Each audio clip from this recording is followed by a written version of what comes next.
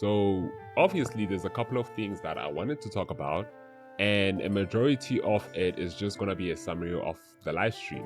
So I was asking myself if these banners are gonna be predatory or not. And I personally think that according to how the events have been lined up, the new exploration mechanics and etc., I don't think there's gonna be any issues with the characters that you're gonna get. But I think it's best we just break this down one by one. I personally feel like Augusta and Iuno are top priority. Let's just start with Augusta's design. Like, I'ma just be real. Dude, she looks like a mommy Spartan. It's Mavuika, but better, you know? Me personally, I really love her design. And the weird part is with Iuno, I never liked Iuno. When I started, I think when I saw the first trailer, when the whole 2.4 was getting released, the characters and everything, and I saw Iuno, and I was just like, bro, like her design just doesn't speak to me, you know? For me personally, it didn't speak to me. And whenever I looked at her, I was like, I don't know, she's not a must pull. Especially the fact that she was just shown within a glimpse. But now that she's back and I saw everything, dude, my mind has changed, you know? And I'm not just talking about the feet. I'm just talking about like the character in general, dude. I saw her kit, a bit of her kit, and I think that she's gonna be somewhat of a shielder and a healer. I don't know if she's gonna give buffs, but I think she might be extremely similar to Shorekeeper. So if that's the case and she's like the next Shorekeeper, then it's about time Verena takes a break. That's what I think. But yeah, her design looks amazing, dude. These two characters, Augusta and Iuno's color palettes literally contrast one another. Cause with Iuno, you've got this blue, this beautiful saturated blue, and then on the other hand you've got which is a cold color, of course, and then you've got Augusta, which is like this orange and vibrant color, you know, which symbolizes warmth, obviously. So I really love that these two characters get to run at the same patch instead of like different patches, because now it's like we're getting a blue pill red pill moment, but instead this one is like a orange and a blue pill. But yeah, that's what I think. The character designs are extremely peak. Augusta's design as well, the Viking, sorry, not Viking, the Spartan aesthetic of it looks amazing, dude. I never thought she'd be an Electro. Me personally speaking, when I heard that she's gonna be an Electro, I was just like, bro, what the heck? Because this character looks like a fusion character, dude. No one would be able to tell that this is an Electro character. Take a random person, ask them the question, and they will tell you. But yeah, I definitely love the designs. They are peak. One thing about Augusta is her weapon. I really don't like the fact that her weapon looks insanely amazing when it's like a standalone version of it. And then when you come into the real world, like the actual map where you have to fight using the weapon, it starts looking like this other weapon from Final Fantasy, you know? It becomes this huge, weird looking weapon. I don't know, maybe some people like that, but for me personally, I don't know. I would have preferred the weapon sticks to how it currently looks when they showed it, when it's a standalone. But you know, it's just an opinion. And the potential that these characters have is extremely big. Because with Augusta, we already know that she's like the strongest character in Septimont, not in Renacita, in Septimont. And in Septimont so far, I think we only got Lupa. We can say Frolova was part of Septimont, even though us OG players met her like a very long time ago.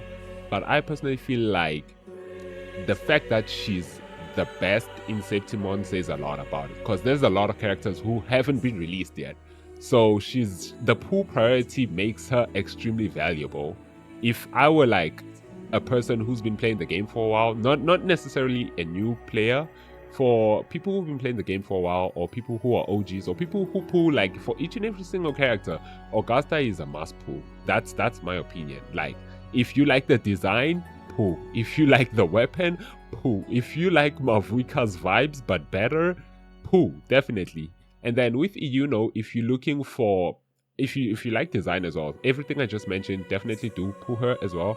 But I feel like she's a bit more valuable than Augusta in the sense of that she becomes a shielder and also a healer, and you need that more than a DPS in a game.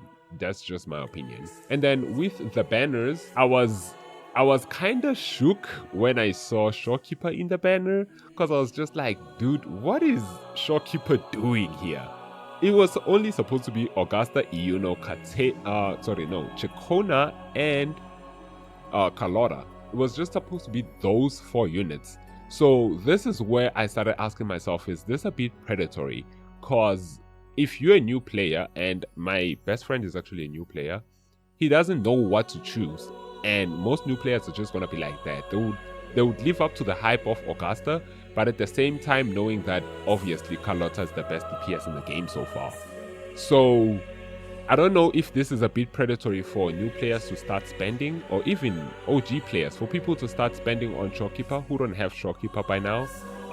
But I personally feel like if you have to choose between iuno and Shorekeeper, I'd say Shorekeeper is the best, because they do the same thing, but instead of getting a shield, you get crit damage. So I'd prefer more crit damage if it were me though. If I'm to put every character in this current banner, which one to prioritize and which one to ignore, I'd say Augusta is a definitely must pull, iuno is a must pull, Shorekeeper is a must pull, and if you are new, go for Carlotta instead of all of these other characters. But if you are used to this game and you have Carlotta, then there's no use getting like constellations, sequences and the weapon, because if you've been playing the game for a while, you pretty much know that power creeping is very limited in this game, and there's not a lot of that happening. So whichever DPS you choose to go, you can go Jani, you can go Katetia, you can go so many other units. There's so many other units that you can use that can take the place of Augusta or Carlotta. So I'd say pull for the character that you feel like you like. The character you desire is for you to pull. And then I want to talk about one more thing. The QOLs and the events. The QOLs and the events that we got here are way more than the ones we've got almost in any other patch. Because I was watching the live stream, I was just like, dude, are they ever gonna finish? Because now I'm like, I'm scared. I'm scared. The amount of good things we're getting is just scary, man. It's just scary. But I really like what they did with the flying, because for new players, they're gonna have it so much better. Exploring a lot of places is gonna be easier. You just have to jump once and then start flying.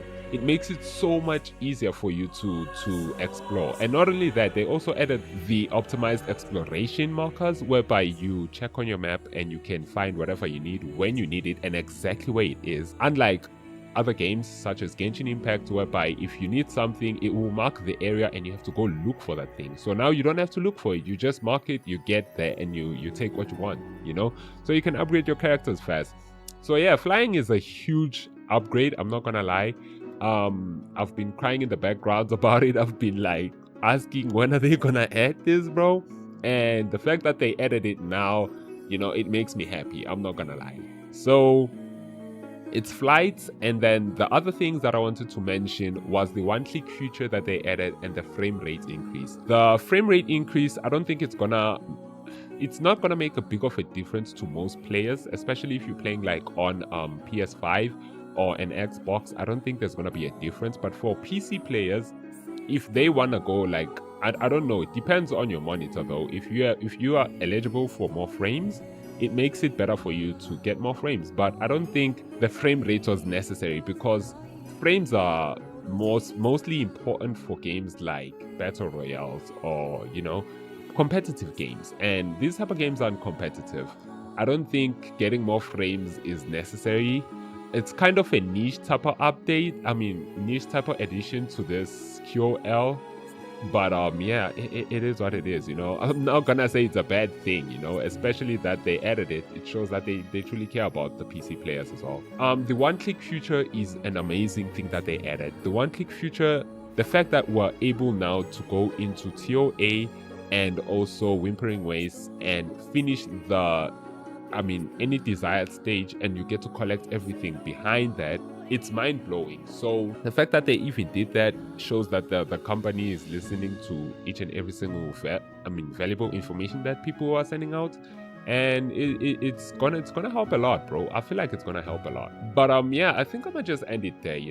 This is not scripted at all, so I don't want to continue ranting. But I personally feel like this is not a predatory type of patch. It's not predatory at all. And the reason I'm saying it's not predatory is because there's going to be a ton of events. There's going to be at least 15 pools for you to get, like 15 what do you call them, radiant pools, radiant tides, right? Like 15 radiant tides, and also you're gonna get the weapon pools, like 10 of them. So it's not only that, they're giving you a head start, and also there's a lot that's gonna be given out through the event. Yeah, I personally feel like if you're a person who's playing this game, it's a must for you to be able to pull for a DPS or any character, and also their weapon. It's highly possible. But if you are going in with the mindset of, I'm gonna try pulling for 3 characters and all their weapons, it's gonna be extremely tough. You're gonna have to spend, either way, you're gonna have to find a way to spend. But yeah, it's definitely not a predatory type of patch. It's not predatory. The reason Augusta, iuno, and Shopkeeper are going to be in this patch is mainly due to Augusta. I feel like they're trying to give Augusta premium support, because obviously there's not a lot of electro premium support right now. We only have Shinlin, and Xiang Liao is a DPS. So yeah, I think that's why they made these banners look like this. It's better than that one time when they gave us like 6 or 12 banners. That was pretty predatory, I'm not gonna lie. But yeah, better than any Genshin Impact update I've ever seen. So it gets a check in my books.